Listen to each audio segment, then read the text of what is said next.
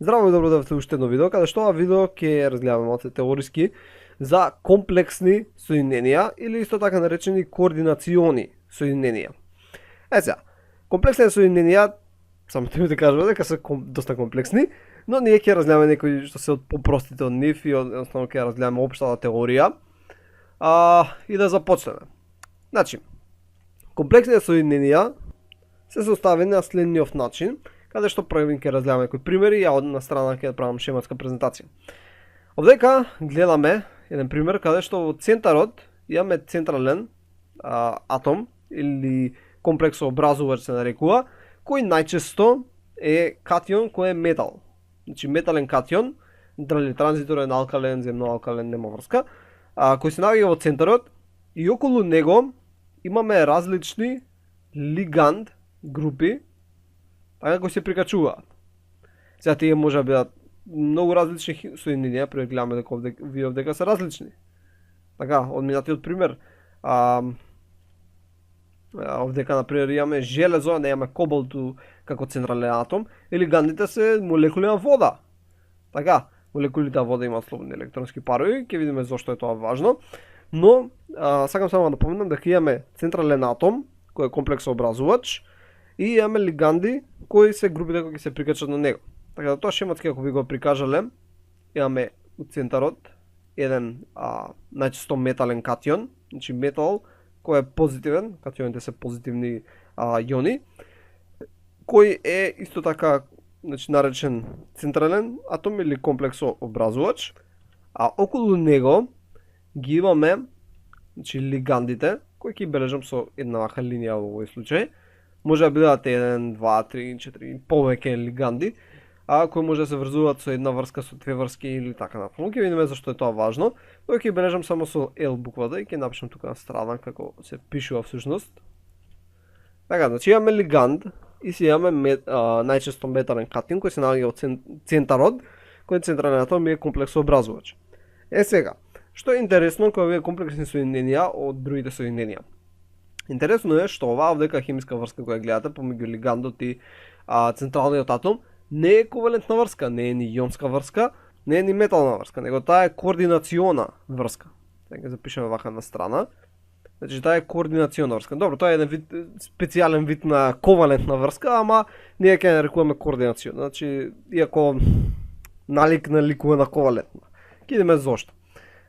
Кога имаш кај нормална ковалентна врска, значи го имаме овој, ќе го бележам со портокало, некој соединение X, кој има дава слоб еден електрон, и имаш соединение Y кој исто дава еден електрон, и овие два електрона всушност стануваат заеднички, така двата електрона припаѓаат на X и двата електрона припаѓаат на Y, и всушност тоа е ковалентна врска, така се образува, го бележам со една стрелка. Тоа е ковалентна врска. Но во овој случај кај ковалентната врска, мислам кај нормална ковалентна врска, овој електрон е дониран од X, овој електрон е дониран од Y. Така, значи тоа е ковалентна врска. Но кај координационата врска, го имаме соединение X, го имаме соединение Y, двата електрона кои се потребни за формирање на ковалентната врска на фондици, значи двата електрона ги донира соединението Y во овој случај. И тоа соединение во овој случај Y кој ги донира двата електрона, значи X не донира ништо. X не донира. Двата електрона кои се потребни за образување на оваа ковалентна врска се донирани од страна на Y. И тоа соединение кој ги дава двата електрона се нарекува лиганд. Така, ова е лиганд. Значи ова е лигандот. Овие се лилјакоите. Значи тоа е лиганд. Тоа соединение кој донира цел електронски пар. Значи ова е еден електронски пар.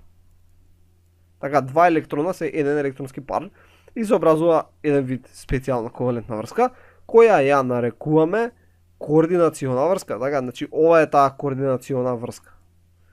Хемиска врска која се образува од еден електронски пар кој е дониран од страна на едниот учесник, нели, во образување на соединението. Сега, соединението во овој случај Y, така, нели, Y, која го донира електронскиот пар, ако донира еден електронски пар, ќе образува една координациона врска, така.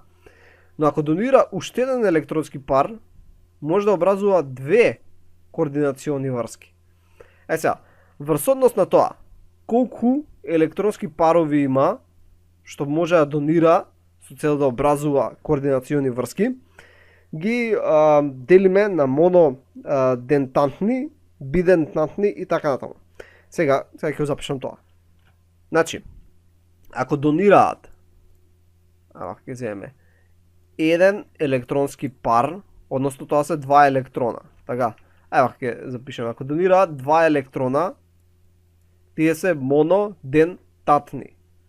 Ако донираат 4 електрона, тие се бидентантни. Ако донираат 6 електрона, тие се тридентатни. И така натаму, и така натаму.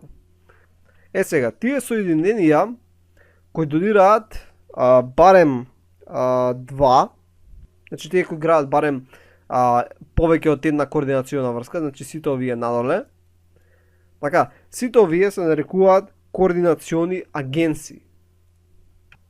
Така, значи тие се нарекуваат координациони агенции и ова се нормално некои хемиски соединенија кои образуваат, односно кои донираат повеќе од еден електронски пар.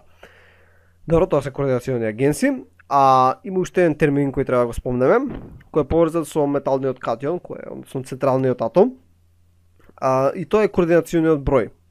Значи, координациониот број е всушност представува бројот на атоми или иони, односно молекули кои се директно сврзани за тој централен атом преку координациона врска. И тоа е координационен број.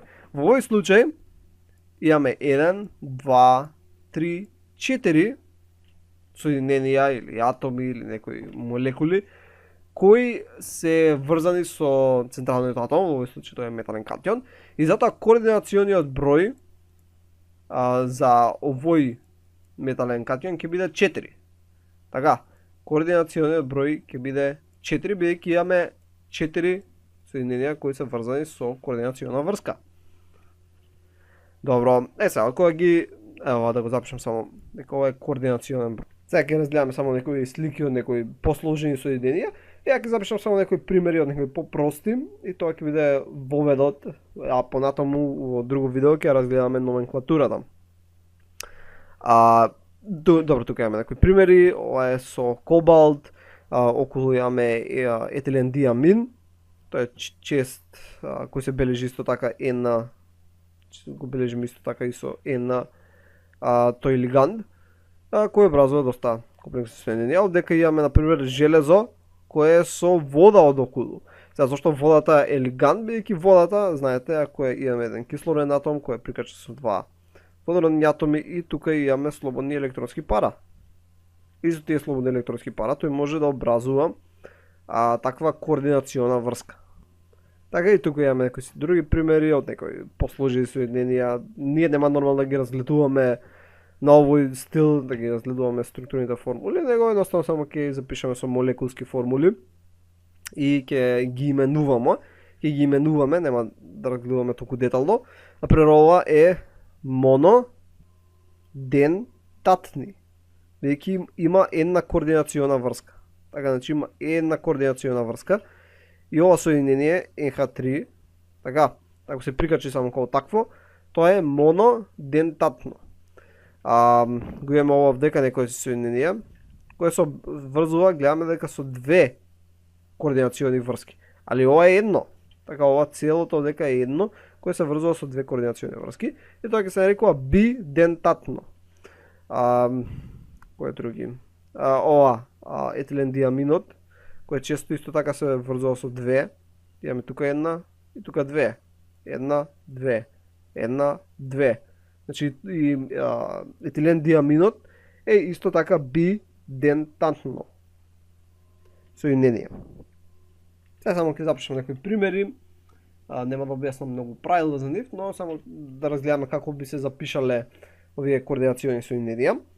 Например, првото ќе биде калиум, 3 атоми на калиум. Сега, комплексното соединение запишуваме оваква коцкаста заграда и запишуваме железо. Овдека сега го имаме всушност лигандот, кој е всушност во овој случај цианид, CN, имаме 6 такви атоми и повторно затвараме заградата. И ова сега е комплексно соединение. Ова е некој си анион кој се прикачил со комплексно соединение. И вако случај имаме овдека кај беше, мислам дека имаше тука некаде. Например, ова овдека е комплексно соединение, ова хлорниот атом е тука анионот. Така, значи комплексно соединение е катион, хлорниот атом е анион. И ова како гледаме ова коцкастата заграда, тоа коцкастата заграда е всушност во овој пример ова што го направив.